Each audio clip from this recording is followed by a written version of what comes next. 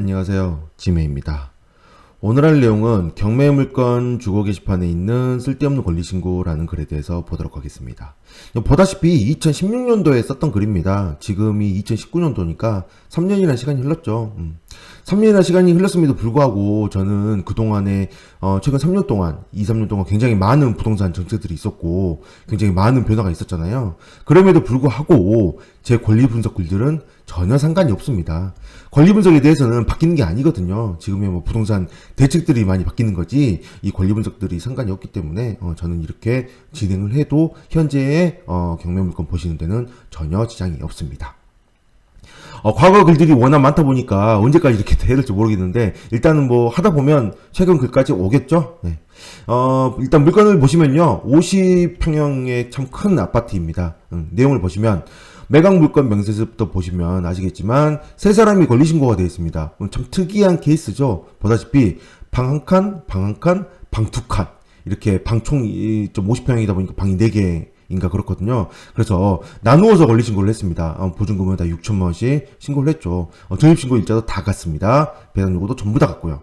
참 특이하죠. 왜 이렇게 했을까요? 왜 이렇게 했는지 좀 이상합니다. 뭐 보다시피 비고란에 아무런 내용이 없는 걸로 봐서 계약서가 제출이 되었다는 얘기입니다. 근데 계약서라는 거는 언제든지 시간이 지난 이후에 만들 수 있거든요. 확정일자가 있다고 한다면 당시의 계약서를 만들어낼 수는 없지만 확정일자가 있는 계약서를 만들어낼 수는 없지만 이후에 이런 계약서를 만들어내는 건 언제든지 가능합니다. 그래서 지금 이거 상태로 봐서는 계약서가 3개나 제출이 되었다고 봐야 되는데요. 왜 이런 일들이 있을까요? 좀 이상하죠, 느낌이? 전입세대 람덕을 보시면 이 3명 중에 이 씨 한 사람만 전입신고가 돼 있습니다. 특이하죠? 여기 뭐 강씨에 대해서는 이제 3억 말씀이니까 빼고요. 이 씨 한 사람만. 즉, 이 2명의 강씨는 아무리 권리신고를 해도 뭐예요? 최우선 면제나 이런 주택임대차 보호법을 받지 못합니다. 주택임대차 보호법의 가장 기본 요건은 당연히 전입 플러스 뭐예요? 점유가 돼야 됩니다. 점유. 2개 중에 하나라도 되지 안 되고 무조건 2개 다 한꺼번에 되어 있는 시점부터 주택임대차 보호법의 적용을 대상을 받게 되는 거죠. 그러므로 이 2명의 강씨는 그냥 권리신고를 했을 뿐이지 아무 의미가 없는 권리신고를 했습니다. 아무 의미가 없죠. 이 씨에 대해서만 전입신고가 돼 있으니까 이 씨만 어떻게 보면 인정이 될 수도 있는데 이것도 내용을 봐보시면 보다시피 이게 상속이 된 물건입니다. 상속이 된 물건이어서 3대 2대 2, 즉 이 씨가 어머니고요. 그 다음에 강씨 2사람이 자녀입니다. 즉 이 세 사람이 같이 살고 있으면서 이렇게 권리신고를 한 거죠. 어디선가 누군가에 들었겠죠. 이렇게 권리신고를 해서 각각의 최우선 면제를 받으면 뭐 어떻게 해서 받을 수 있지 않을까. 그래도 안 하는 것보다 낫지 않을까 해서 그런 식으로 권리신고를 하지 않았을까 싶은 생각이 듭니다. 물론 뭐 돈을 조금이라도 더 받기 위해서 이런 행동을 했다는 거는 그런 노력을 했다라는 건 알겠지만 너무 쓸데없죠. 오히려 이 쓸데없는 행동들로 인해서 더 주목을 받게 되는 그런 이상한 상황이지 않을까 싶은 생각이 듭니다. 자, 어쨌든 이 씨에게 상속이 되었고요. 그리고 나서 시간이 지나서 공유자의 지분을 전부 이전을 했는데 이전받은 사람이 러시아인입니다. 러시아인인데 이전받은 날짜가 2014년 12월 1일입니다. 12월 1일날 이전을 받았고요. 그리고 나서 2015년 1월 약 2개월 있다가 1개월 반 정도 있다가 근저당을 설정을 했는데요. 근저당의 채무자가 이 씨입니다. 여기에 이 씨입니다. 여기 이 씨.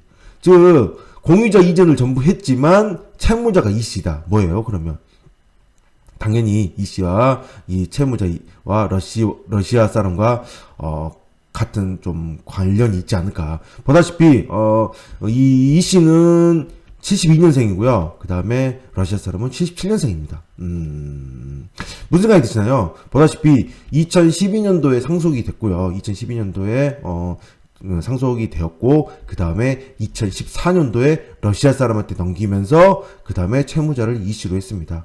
아무래도 이 러시아 사람이 새로 들어온 이 자녀 둘한테는 뭐 새아빠이지 않을까 그런 짐작을 해봅니다. 물론 뭐 현실은 알 수 없습니다. 이건 상황상으로는 그렇다는 거죠. 그래서 이 이전을 한 이후에 채무자 이 씨가 채무자로 들였다는 거는 이 러시아인으로 대출이 안 돼서 대출이 안 되니까 채무자를 이 씨로 그대로 해서 대출을 받은 것으로 보입니다. 그러므로 이 채무자가 지금 권리신고를 한 상태인 거죠. 채무자가 이렇게 권리신고를 한 상태인데 과연 이게 인정이 될까요? 물론 전 소유자가 바뀌고 나서 근저당은 한 달 이후에 이루어졌기 때문에 문제는 안 되지만 채무자인 상태, 현재 채무자인 상태가 임차인이 될까요?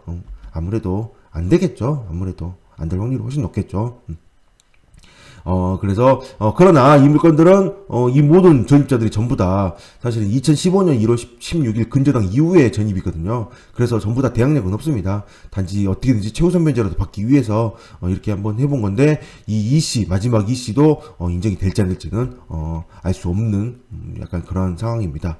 물건을 보다시피, 이 과거 등기부까지 봐보면, 2009년도에 소유자가, 이 매매를 샀었는데, 이때 4.58억 정도에 샀었었네요. 그리고 2009년도에 4.58억 샀었는데, 이 물건이 1997년 보존 등기입니다.